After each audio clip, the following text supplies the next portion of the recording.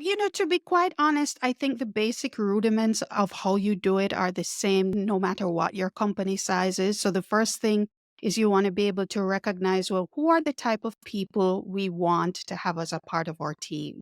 So once we've been clear about what our company brand is, what we stand for, what's our mission, vision, and purpose, we want to make sure that whomever is on that team, whether it's one person or 1,000 people, are these the kinds of people that we want to represent our brand as ambassadors and people who serve our customers every single day, right? So let's start there. You're going to have to make sure that our employees that are how we've I would say, and I know this is going to be probably controversial, Blake, but I always like to say that as brands, we need to be clear about who we want representing our brand. And I know sometimes people are like, well, my values don't need to align with the company values. Absolutely not so.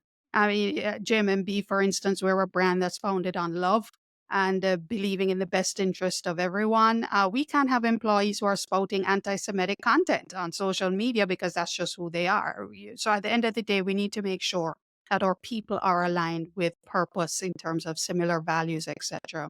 The second thing is you want to make sure that as you onboard them, are they being onboarded in a way where they're being engaged in the brand, the story of the brand, the purpose, the mission? Are they being educated about the services and products that we offer? Do they understand what our value proposition is?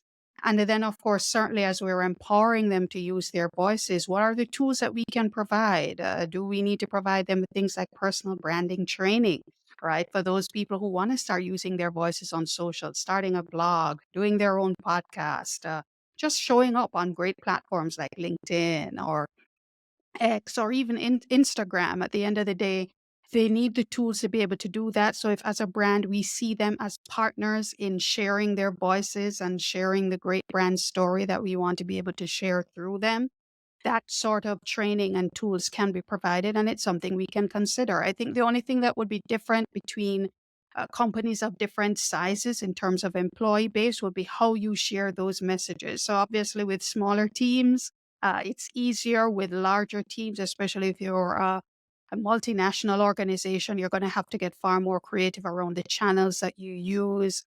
So things like town hall meetings would have to be virtual. You'd have to consider things like internal podcasts or your, of course, e-newsletters, that sort of thing. So I would say the rudiments are the same, but probably how you would do the actual promotion of your marketing message to your employees, those would vary based on the channels that you need to use, depending on the size of your base.